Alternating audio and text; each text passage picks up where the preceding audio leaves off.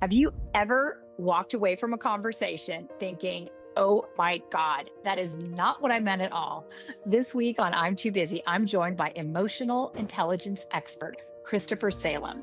We talk about why emotional intelligence is not soft or woo-woo. It's one of the most powerful skills that you can learn for success in business, leadership, relationships, and life. If you've ever struggled with communication, difficult people, haven't we all, and leading under pressure, this conversation is for you. I hope you enjoyed it as much as I did. Here's my conversation with Christopher Salem. I'm Christina Flack, and I'm Too Busy. So nice to Yep, meet you. Thanks for being here today. absolutely. Everyone talks about strategy and hard work. When did you realize emotional intelligence was actually the missing piece that determines whether people and businesses really succeed?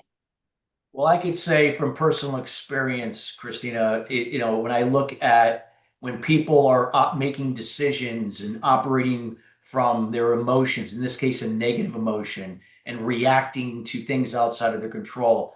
And that was one of the things I was doing also. I realized that something was missing, and that I realized that a lot of times we react instead of respond, and that we are in control of our emotions. And then when I finally realized that, I didn't know at the time that emotional intelligence was a way that we can learn to control what we can control and let go of what we can't control. And what we can't control ever is other people and situations. But what I can control is me. I can control my communication to myself and others, behavior, attitude, emotions, and actions.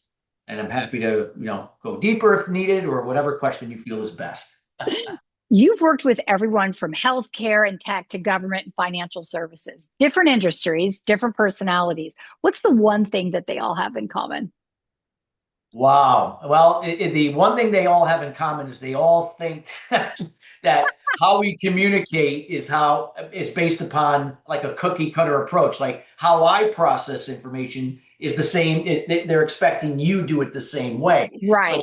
when we don't see eye to eye, or an expectation falls through the crack, or something doesn't go as planned, they just assume, well, hey, I told you, this had to be done. And but what we don't realize is how we communicate to other people is not the same. How you process information isn't the same to how another person processes it. Or even if it's your audience overall, you're not communicating in a way in how they overall process information to now get buy-in and to convert and close more business. So there's a lot of communication based on assumptions and speculation, and that is the root cause to a lot of the issues that we all face on a personal and professional level. Many. Right. Miscommunication or lack of Yeah. communication. Forces, partnerships Right. dissolving, people leaving companies, people disengaged, people absent because they're tired and burnt out, all of the above. Emotional intelligence gets talked about all the time, but I think a lot of people still don't really know what it means. How would you explain it to someone who's never heard of the term before? Say that emotional intelligence is the opportunity to become aware of who you are and how you process information. What you can control is within you, and learning how to let go of what you can't control on other people. Emotional intelligence, it gives us the awareness that we can regulate anything within our control when it comes to communication, behavior, attitude, emotions, and action. When we can now, through emotional intelligence, hone in on learning how to be more assertive in our communication, our behavior, see every obstacle, challenge, setback as an opportunity to grow and expand from, to know that even if I'm upset, I don't have to react to other things outside of my control. I can respond from a secondary emotion, and knowing that the action I take is dependent upon how I think differently, to be better prepared, and how I prioritize and rank things more in my control to execute on, delegate what other important things that are not a strength of mine, to focus on the things that I'm good at, and getting rid of anything that doesn't serve me or not within my control. It's those five things that emotional intelligence teaches us through self-awareness and self-regulation, how to approach it from empathy to intrinsically motivate ourselves through discipline and consistency of it, to be accountable and take action with it to get things done. And that's how you inspire other people to do within their roles through your behavior, excuse me, through your example and resourcefulness. Have you ever worked with a leader that thought everyone else was the problem, but yet you ended up finding out that they were the problem? What happened in that Many situation? cases. And that, because here's the thing, we are always going to be contribute to any issue or problem, whether if you want to believe it or not. You always have a part. It's like when somebody gets divorced. Absolutely. It was my wife. If my wife had done this, this, and this never would have happened, but you That's did. totally the problem, right? I mean, Yeah, right. I had this conversation earlier today with a girlfriend of mine, and she Yeah. was saying something that we were talking about someone going through a divorce. And I said, I don't blame it's to me, you go into that marriage 50-50 and you go out of it 50-50. And the reason for the divorce is anyone's blaming the other 100%. That you're the reason right there. Right there. And because you can only control what you do from a communication, behavior, attitude, emotions, and action.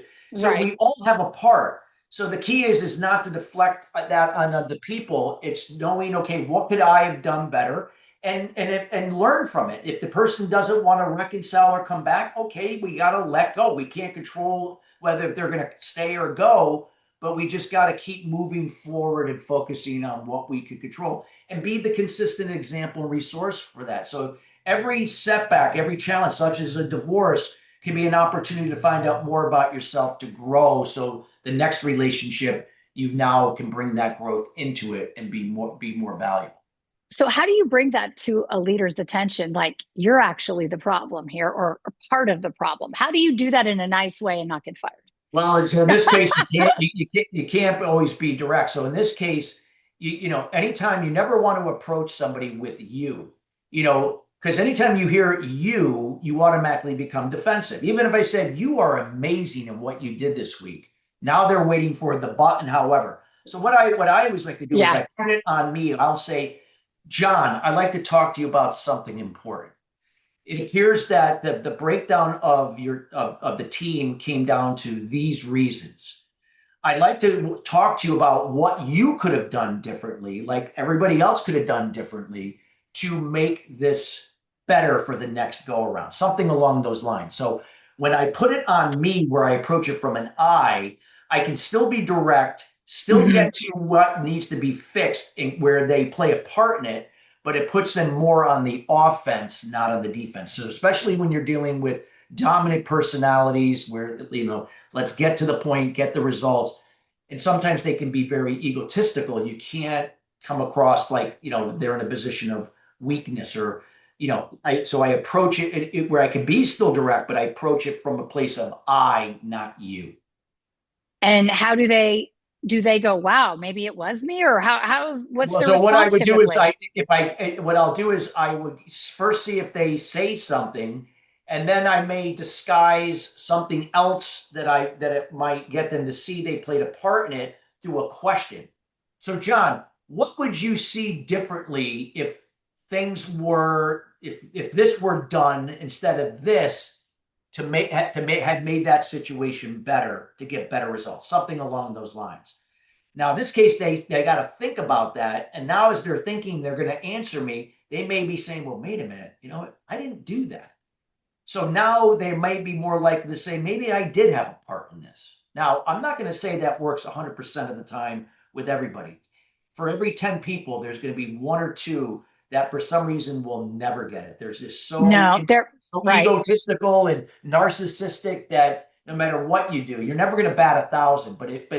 But I find when you use the I approach and you ask certain questions and how they process information. So a lot of dominant personalities like what questions, where questions, when questions.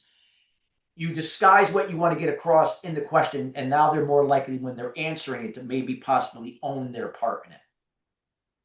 We all communicate differently. And how do personality, age, culture, background change the way you approach someone? And can you share a real life example where changing your communication completely changed the outcome?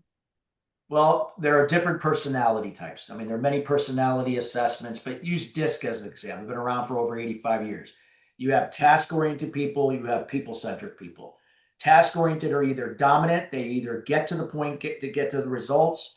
You have analytical people where they also are task driven, logic, want to get results, but yet they are process driven. You have to go through A to B. You have to prove a sequence of events in order to get buy-in versus the dominant personality. Then you got people who are people centric. They lead with their emotions before the task. So they might care about who it impacts first before they get the results, before making a decision.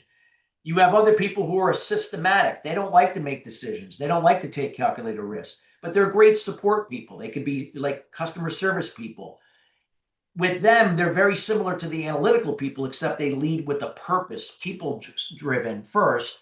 But there's because of their systematic approach, they want to keep finding out why are we doing this to fulfill this purpose, not how are we going to do it like the analytical person. So personalities process information different. Generational types, younger generations, their attention to detail is far and few between. You can't ask the same question to a Gen Z like you can a baby boomer or an older Gen X. Cultural and ethnic types. Certain cultures do things different ways. Like an older Japanese executive, I would not put my hand out to shake his hand. That's an insult. If I bow and then broke my card, he will bow. That's a sign of respect. If I shake his hand, I've just killed that relationship right from the get-go. Now, a younger Japanese executive, I could probably get away with that because they're more westernized. Some people, English is not their first language, but they still speak English. But if I say something, assuming they know what I said, it can mean two or three different things in English, and in Spanish, it means one thing. So if the one thing in Spanish means what they thought, and I thought it's something else, we're not communicating effectively. So that's like an example. So in this case, with the age of AI, especially with emails, if I have an idea what their primary personality driver is, generational driver, or all the above, I can put a email into ChatGPT and then reframe it towards how that person would process information, and it will reframe it for me. Isn't it remarkable how AI has just changed Yes. I mean, how much time you save? For example, Oh, just what you said absolutely. about, writing something out and putting it through chat and how it comes out differently. I mean, that must save you hours and hours. Hours, because we're never going to be experts. It's not like, I mean, I do this for a living. I'm an expert in these assessments. I could do it without ChatGPT, but most people are not going to know this stuff. So Right. let the A, and you can learn, because as you're doing it, you're learning how to adapt your communication to these different types of people. So how you talk to your spouse could be different than how you talk to your sibling or somebody you work for, or somebody that works for you, or a customer. So the people who understand this are going to have the upper hand in developing better relationships built on rapport and trust. And when there's a certain level of trust, you have respect. And that's what reduces the number of touch points to convert and close more business, sustain relationships, to build on, to create better experiences. And the list goes on and on and on. People throw around the word psychological safety, but what does that look like on a Monday morning in a real workplace? And what are people doing differently? Theoretically, it sounds good. In reality, it takes time to cultivate that. But so when people ask, well, when is my company going to make that happen? Well, the thing is, if you're waiting for your company to make it happen, it's never going to happen. Now, it'd be nice if that became a priority. So again, you can't control other people in situations outright, but you can control yourself. So start with you. Become the example of leading by empathy. Be the example. Be resourceful. Learn to communicate better, whether if you're the sender or the receiver, because you can't control what others are going to perceive. So for me, if you're going to create psychologically safety, you got to start with you. And if you can now influence one person at a time to do that within themselves, even in your small little group, if you make those changes to make it psychologically safe, you're making headway. That's where it's got to start. And if that can impact and go up the chain, up to the chairman, CEO level, then awesome. But again, it's got to start with you. You say better communication actually shorten a sales cycle. That's fascinating. What's the biggest mistake companies make when they're trying to explain why someone should choose them? Well, a lot of times companies lead with features and benefits. They lead with what they do and how they're going to make your situation better. The reality is nobody cares that because all your competitors are saying something similar. It's all a bunch of noise. It's Charlie Brown, wah wah wah wah wah. When that's what you're hearing, you got to truly understand neurologistically how your audiences process information. Doesn't mean if you had an audience of 1,000 people, they're all going to process it the same way. They're not all going to have the same personality type or generational type or genetic type. But if you have an idea that the bulk of your audience processes information like a dominant person, get to the point, let's get the results. And let's say they're like 45 to 65-year-olds. So they're older millennials to baby boomers. So if you now know that, now you can now come up with messaging, a value proposition message that leads with the challenge that they have that can be better in how they process it, then to the results they seek and don't have and how they process it. Now you can educate them through a video, because oftentimes people that are results oriented don't have time to read a case study or get into read a PDF. They want to see it, something that hits home immediately. Now, if you get buy-in from that, they're more likely to maybe book a call with you. They might be more likely to scroll down your website. So your upper fold of your website has to lead with the challenge that could be better, the results they seek and don't have, educate them on that, and then have an offer for them to either book a call with you from that. Now they're more likely to maybe follow and now want to know what you do. Now, if you're email marketing, your e-newsletter, your social media profiles, when you're networking, when you're on podcasts, when you're speaking at industry conferences, wherever your audience is, and you're now speaking to the challenge that can be better, the results they seek and have, and that communication is in alignment across all those interaction platforms, you're going to reduce the number of touch points to convert and close more business.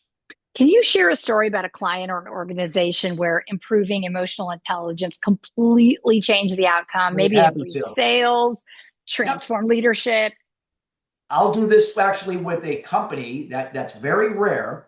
It was a 600-person company, a commercial construction company, where I had a gentleman who was the VP of business development, happened to be at an industry commercial construction conference I spoke at around this topic. He loved what I talked about. He hired me, and I worked with him one-on-one, and he saw great results. He was able to influence his CEO, which usually is rare for CEOs to buy into what I do. And with that, his CEO was so into it that they said, let's take one cohort of 12 people. Now, their challenges at the time were they were very analytical. They were a commercial construction company, bidding on certain jobs, but their communication was really not good. They had a retention problem. People weren't communicating right, so people would come and go. They had a lot of younger people. That they were the ones where there was a lot of turnover.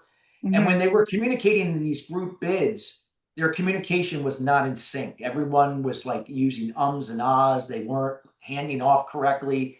And that wasn't gaining that trust with the people they were bidding to. And sometimes they were losing jobs even if they were the lower bidder because of that. We did our first cohort and where we worked with 12 people where the CEO was part of it to actually be, and they loved it. We recorded everything. Now that cohort led to two more cohorts. And then eventually I spent 2.5 years with that company and worked with almost every person in that company on the same concept.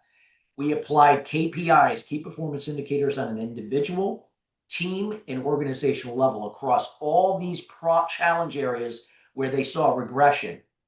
And then over time, we began to see improvements, and they kept getting better and better with the consistency. So we saw a significant increase, not only in retention levels going up, engagement, higher productivity, and more efficiency. They started to win more bids, even when they were slightly the higher bidder, because they were gaining more rapport and trust. And numbers don't lie. And they documented that, which, and again, that is a rare example because most companies would never go to that length like what I just shared with you. But I can tell you the ones that do will see a huge increase. It takes time, though. It doesn't happen overnight. You see that, people are so busy. What do you see? What do you do when people tell you that they're too busy? Well, I would just say I'm very direct and I'm saying, hey, I don't take this the wrong way. But when people say they're too busy, that means they're busy not being open to better ways to get things done. And Mhm. you're just allowing more distractions. I'm not going to say that's the case here, but if you use that as the excuse, then nothing is going to change.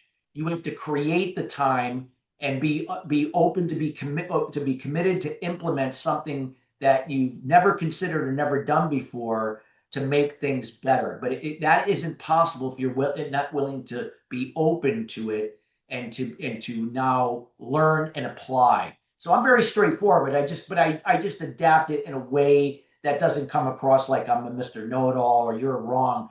I adapt it in a way that they can process it and see that, hey, if I don't get out of my own way, nothing's going to change.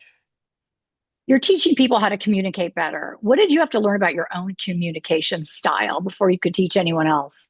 Well, with me, I mean, I'm a product of the product. I'm a recovering passive aggressive.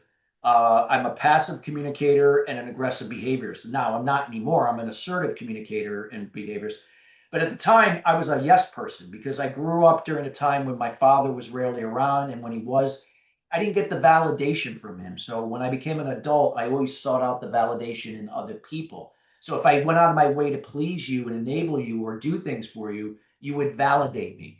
But then if I didn't live up to your expectation, I can explode on you with my behavior. So I had to learn the hard way. I had to learn how to become more assertive and knowing how to, I had to unlearn all the things I learned growing up as a kid because we are a product of our experiences growing up in our own homes. And most people are passive or aggressive communicators. They're not assertive. And this is why we have a lot of people doing this in the world, why we have a lot of these problems that we continue to experience and we read about all the day because we're all not communicating effectively. It's all on assumptions and speculation. That's true. Have you read that book, The Four Agreements? Oh yeah. It's a good one, right? Oh yeah. Great, excellent book. And but even more so when you actually apply those agreements. And a lot of people have read it, but they haven't applied it. And that's where the Right, magic happens. And in the thing, because they don't have patience. These things take time. They don't happen overnight. It was just like the right. commercial. They knew this wasn't going to happen overnight. They knew this would take some time. But after 2.5 years, they saw the results and more than paid for the investment in me and the time they committed towards it. I ask every guest this. What do you do when your day isn't flowing? When my day isn't flowing, it's going to happen. I always say to myself every morning, what can I control? What can I not control? I can only control me in the 5 areas I talked about earlier: communication, behavior, attitude, emotions, and action. So I'm human sometimes, but I just have to know that if I react, then it's only going to raise my stress, anxiety, frustration, and anger. And that's not going to help the situation. I can't control what I can't control. So what I do is I just focus and let go of the outcome and focus on my intentions each and every day, working only on the things within my control and then parking it and go on to the next thing and working on what's in my control. And then only come back to it when other things come back in my control to complete it. That's how I operate. And at the end of the evening, I always have a gratitude list. And even if it was a tough day, I always find something to be grateful. So I don't take that to bed with me. So I can sleep really well, wake up fresh, and start the day. And then hopefully things are going to come more into my control. And they, over the long run, they do. So, those tough days don't last. How important is self-care to you? And do you incorporate that with your clients? It is everything. It's again that's part of the self-awareness and self-regulation part of emotional intelligence. You can't give what you don't have. If like the old passive Chris was constantly giving to others, but I was giving from an empty cup. I was giving Right. nothing, and they were still stuck dependent on me. But it's not selfish to fill your cup. If that means if I have to go to the gym and work my butt off to lose 30 pounds in over 6 months, if I look better and feel better, I may be an inspiration for someone else who's observing that and saying, I'm going to do that for myself. That's the greatest gift you can give somebody than just sacrificing your own well-being to just please and enable somebody else. I see a lot of people do that for their kids. They go out and they pick up the messes for their kids. They fix everything for them, thinking that they're doing the right thing. All they're doing is creating a codependent child who will become a codependent adult. And you see that in the workplace. You see that in business. And so you got to fill your cup to be the example, to be a resource to inspire others to do for themselves. That's And I think interdependent. And to your point, I think that self-care, like, setting the example for your kids, it's huge. If they see that you take the time to eat well, to exercise, to rest, that you have gratitude in your life, then that's what they're going to learn. But if you're Absolutely. constantly, oh, I don't have time to work out, and you're eating chips and God knows what else, that's what they're going to do. It's got nothing to do with, you can do this all day long, but you really have to walk the walk. Your actions, your emotions. Just think like as a child will observe their father. I don't want you raising your voice to other people, young man. And then all of a sudden, 10 minutes later, he's yelling and screaming at his Right. wife. Right. So Yeah, his it's actions contradicted everything that he said. So the kid's going, well, I guess dad doesn't really mean that. So I guess I can yell and scream, and then they take that into their adult lives, into their relationship. So we don't realize that we have to be in alignment with our communication, behavior, attitude, emotions, and action. It's a daily thing. This is why how we think from EQ determines how we be. How we be determines what we become. What we become determines how we do things differently to have different and better results. So it's the discipline and the consistency to think from intentions, not expectations tied to what you can't control. Intentions are always within your control. Let the process lead to the results you seek from what you can control. That's what I remind myself. So I get up every morning at a certain time. I meditate, journal, I walk every day. I do resistance training 4 days a week. I read every day. So these are things that train my mind to be in the moment, to be focused on one thing at a time. Because if I didn't do these things, I was born with ADHD. I will go right back to being like, doing here, I'll be over here. My mind would be in five places at once. Whereas now I know how to compartmentalize my life, where right now I'm talking to you. That's all I'm doing. After we're done here, I'll go to my next task, and that's what I'll be focused on. I'm not worried about trying to get everything done at once. I'm just here right now doing what's in my control. where's your happy place? My happy place is within me. As I get older, it's funny. I mean, I professionally speak around the world at a lot of conferences. I know a lot of people, have a big following, but yet my circle has gotten smaller and smaller over the years, and I'm I know. very Isn't that happy. funny how that happens? Oh yeah, yeah. I don't need. There was a point in my life, in my young life, I needed to be around people to fill me up, and Right. and now if I'm around too many people too often, I get depleted.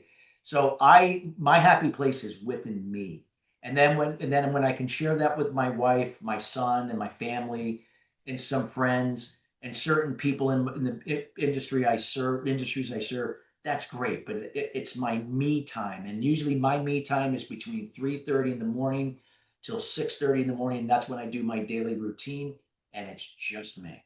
What time do you go to sleep? I go to sleep about 8:30 at night. So I get about 6.5. My body doesn't need more than 6.5 hours of sleep. I'm fine with that. What's the biggest myth about emotional intelligence? The biggest myth about emotional intelligence is that a lot of times people think it's, this woo-woo stuff. It's all like, about spiritual stuff, and just, sitting around meditating all day long. Again, a lot of times, a lot of the task driven people, analytical people kind of get that perception. And it's not. It's just the ability to know that that if this life is a gift, and is everything going to work in your favor? No, because every result that you've ever obtained in your life was a byproduct of a solution. Every solution was a byproduct of an opportunity created. And every opportunity created, it only comes from a challenge. So without a challenge, without a setback, without a problem, without a major hurt, like a trauma in your life, it can be even major trauma. I know some people are like, who would wish trauma on someone? No, but sometimes that could be the greatest gift in someone's life, because when they look back in hindsight, they wouldn't be where they are today. So for me, every challenge is an opportunity. It's a gift for me to now be through clarity and focus to find opportunities to create better solutions, because I'm thinking differently, to be it, to become it, and do it differently, to now have different and better results. I don't get caught up and linger in the problem and deflect it, because the old Chris used to escape it by through addiction. I struggled with 12 years of addiction early in my life, between the ages of 18 and 30. because I didn't want to face the challenge. I tried to resist it. Have you ever had to tell a CEO that they were the problem? I've had Like many times. straight up. Straight up, I had to do that. Once I've gotten to know them, and I said, I'm going to be just going to be candid with you. You like to be direct, and I'm going to be direct with you. You are getting in your own way, and That don't was a take that perfect way of person. saying that. You're Yeah, getting in your own way. You're not just saying you're the problem, you're getting in your own you're way. getting in your own And way. how do Yeah, they again, receive that? yeah. In this case, I'm not spinning the challenge in a negative way to them. I'm spinning it in a positive way. That by Right. you getting in your own way, that could mean that you're not delegating enough. You're constantly, because you're a perfectionist, you don't trust that other people can do it to your level. So you just do it, and it's taking away your time. Even if it only took a minute to do it, every minute adds up over a year that you could have used that time to be doing other strategic things that your board and chair people wanted you to do, but you couldn't get to because you were doing these mundane things that you didn't trust other people could do for you. Instead of now building that rapport and trust and empowering them if they don't understand something to give them the resources to get better at it. But you didn't want to wait. You figured, I'll just do it myself. So that would be an example. And sometimes that the light bulb hits with them like, oh my God, you're right. And then there's always those people that never get it. They'll never get out of the way. Yeah. You're never going to bat 1,000. Yeah. What is one word to describe a leader with a low EQ? I guess one word would be ignorance. Yes. That's the It's only just word. they're ignorant. You hear this in a lot of these conservative old industries. I was with one yesterday. I did a talk for, and I'm not going to name the company or the industry, but it's one of those industries you've heard it a million times before. This is the way we've always done it, and this is the way we'll continue to do it. Well, Right. you're going to continue to have the same Same retention problem problems, over. turnstile Yeah. of people going in and out, same issues, not getting where you want to be because we got to keep doing the way because you're trying to force something that used to work that doesn't work anymore onto other younger generations that think differently than you do, and now they're like, I don't have time for this garbage. I'm out of here. So until you now become part of the solution and rather than the problem, get out of your own way, nothing is going to change. What is one phrase that instantly destroys trust? Instantly destroys trust is just not being judging others, not giving people the opportunity to make a mistake and then learn from it, not repeat it, just always seeing things for what you think it should be rather than for what is, because not everyone's going to see it your way. That erodes trust. Your actions not are not in alignment with your communication and behavior and attitude. That will contradict, erode trust as well. So there are many things that will erode trust, and trust is everything. That's where people buy in, and they feel psychologically safe if they, hey, I know you don't maybe know this.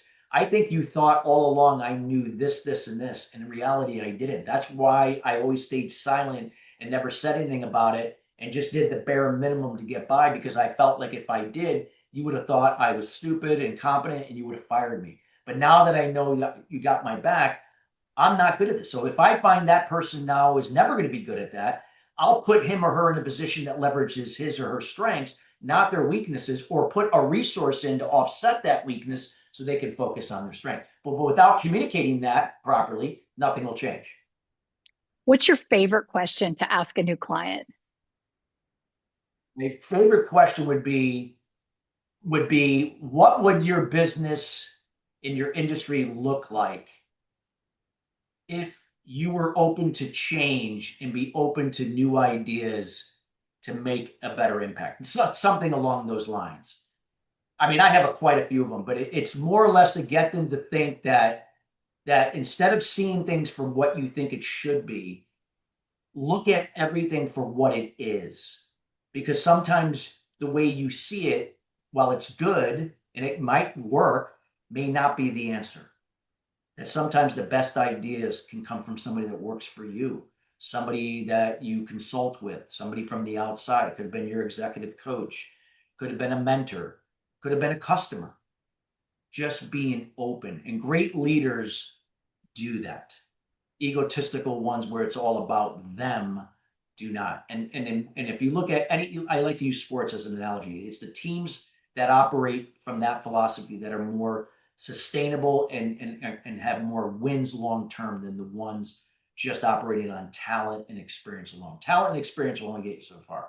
It's the people who are open to new ideas, change, adaptability, and now leveraging their skills to their strengths to perform better, offsetting the weaknesses with resources. Those are the ones that have more success long term. Can intelligence really be learned, or is it something that you're born with? I think it could be learned. Don't get me wrong. There's some people that are, more likely to adapt to it quicker than others. Especially certain people-centric personalities. Or if you want to get deeper into the astrology signs, like I'm a Cancer, and Cancers tend to be intuitive. But even people that are, that are analytical or very logic-based, they can. You're just not going to lead with emotion first. You're never going to change your personality. You're just going to learn how to complement it with how you process information and be not just see it as a one-way street. And just, if you're a problem solver like an analytical person is, you can't solve everything on an intellectual intelligence itself. EQ has to play a part in it. So they have to be open to EQ to play a part with the intellectual intelligence to now make a challenge better, to now get a result they've never had. Coffee or So tea? it can be learned. It's just that you have to adapt it to how they are going to learn and process. Some people are visual, some people are auditory, some are kinesthetic, some process things with how do we do it, some with what we do, some with who we do it for, some with why. So knowing how to adapt it to how people process is where you're going to have the success for them to learn and apply and make it stickable. That's so interesting. Coffee or tea? Lee, Well, you've already answered this. Morning person or night owl? I'm a morning person. My wife is a So, night. She goes to bed at midnight. I'm in bed by 8. oh my God. Always you've done that? Not my entire life, but I would say in the last 20 something years, yes. Ever since I've embarked on this journey of EQ and then applying that to communication strategy, yes, it's been a part of my life for a long time. I'm not, it was not in the military, so that, I didn't get this by being in the military. It was all by choice and just a change in my life. I live my life by EQ and mindfulness. I live the lifestyle of it every day. Is there one book that changed how you think about communication? Oh my God, there's so many different books out there. I can't, narrow it down to one, but I always go back to one of the books that, started it all way back in the day. And there's been so many great books, but, Think and Grow Rich really helped me out. And it's not all about just getting rich, making money. That's what a lot of people think. It was how you become rich as a person, Hmm. health wise, physically, mentally, spiritually, emotionally, and and how you fill your cup. That's what wealth is. Wealth isn't just monetarily material possessions you have and how much money you have. It's that your life is in complete harmony, and it's never going to be perfectly balanced. So Think and Grow Rich at a young age got me thinking that way, and then led me down a path of reading other books, great books out there that really helped to transform my thinking. And then it just kind of, I developed my own process from that, and what I teach today, which I've been doing now for 26 years, and not only in business, a business and with individuals on a business level, but also on a personal level as well. What is the biggest mistake leaders make with their teams? It's a mistake that leaders make with their teams, again, just assuming they understand their role and duties. I have a time when I go in and I talk to a leader or a CEO, we all know what our role and duties are. They don't. I'm saying they don't know. They do on for the most part they do, but they don't know it as well as they think. This is why expectations fall through the cracks. This is why there's retention problems, absenteeism, because we don't really understand our role and duties clearly. You might have been onboarded with a certain role and duties when you got hired, but along the way, that person's operating from what they think they're supposed to do and not what the boss or the leader thinks they should be doing. And this is where there's this disconnect. So a lot of times that you got to get very clear on the role and duties. There's not enough communication. I'm a big believer in team huddles on a daily basis. You're not there to chit chat. You're not there to just have an hour long meeting. You're there for 10, 15 minutes.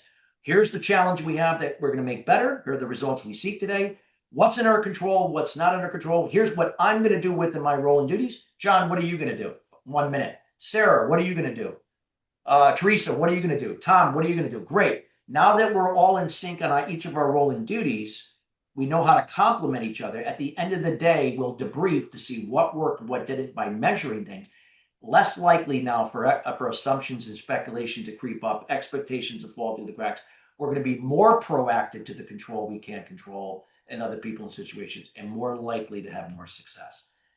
That one tip right there to me seems like is huge, like would make a huge difference instantly.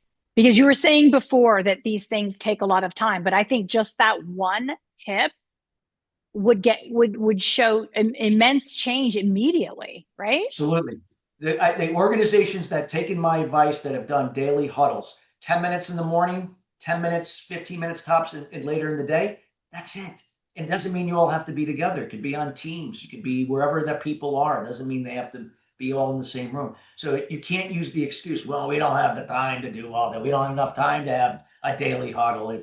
We have too many meetings as it is. Well, maybe you got to reevaluate some of those other meetings because maybe they are wasting your time and you're just rehashing the problem and the challenge and not doing the things that are getting necessary. clear. Yes. Clarity is a big deal. Yeah. Finish this sentence. The best leaders always are open to change and adapting to what is. Always open to change and adapting to what is, and then making decision or evaluating what the options are to make a decision to commit and follow through and measure to see what works and what doesn't, and then repeat. What have I not asked you today, Chris, that you'd like to share? Let me just say, here's a thing I always like to leave people with. You could call it a quote, a statement, but let it sink in and actually now apply it each and every day and watch things change in your life. I know it has a mind, and those that have really adopted it and now it became part of their life. I always say, give without expectation. Now, you just don't give to please and enable. That's another story. You're not here to make people dependent on you. What I mean is when you give without expectation, you do that from empathy. You do that through your example on a consistent basis, through the 5 things you could control. You're resourceful, so you're steering people to resources that they can do for themselves. Give that, so that means you have to fill your cup in order to give without it. You can't give from an empty cup. So fill up your cup, give without expectation, and then receive without resistance, meaning that when it comes back from somewhere else, not to the source you gave it to, but for somewhere else, as long as it serves you, fill it up. There are many people that don't usually have a problem giving, but there are a lot of people that have a hard time receiving. Like if somebody says, thank you for sharing that words of wisdom. I'd like to, pay you $100 or take you to lunch. Oh, you don't have to do that. It was my pleasure to do that. See, just that you doing that is now blocking them, that energy for more prosperity. It's blocking you or anybody else around you. Receive that. I'd be happy to receive a lunch. And thank you, for that I was able to help you. And I would love to have lunch with you. So you're opening that prosperity because it continues the cycle of giving without expectation, receiving without resistance, like a boomerang. And now if you inspire others to do the same, it continues that cycle of better things happening and more people likely to not to resist challenges, to be open and embrace them, because without them, we don't have opportunities. And without opportunities, we can't have solutions to develop into results. That's what I always like to lead people with. Give without expectation, receive without resistance. That's a big one because I oftentimes will connect people and they'll say, actually, a publicist this week said to me, hey, thanks so much. You connected me to a new client. And she's like, can I take you to lunch or dinner? And I said, no, you don't need to do that. Like, I was happy to do it. So now I'm like, ooh, yes. It's a totally different thing because it's not like saying I expect a lunch or a dinner, but hey, yeah, let's go get lunch sometime or dinner. That would be super fun. Yeah, just say thank you. Thank you for That that. would be great. Get to know you, and again, if Right. you like to do, and then I'll ask if you pick the restaurant. No, if they could say if they ask me to pick it, I'll say great. Can we go? Can we go for this? Let's do it. So this is Perfect. again, it's but as long as it's served. Now, if somebody offers me something that doesn't serve me, like I don't drink. Okay, if somebody says, "Hey, listen, I want to take you to this smoked bourbon distillery in Louisville," I'd be saying, thank you for that offer, but I don't drink. So I don't know if that would serve me. But if there's something else you're open to, I'd be happy to do that with you. So again, Right. it's got to serve you. You're not doing something that doesn't, work for you. It has to align with your values, with what you're doing, things that lead to growth and, and increasing the relationship. Chris, thank you so much for being here today. This has My been pleasure. fascinating. I've loved it. I'm Christina Flack. I'm too busy. Please like, subscribe, comment, and share. I'll see you next week.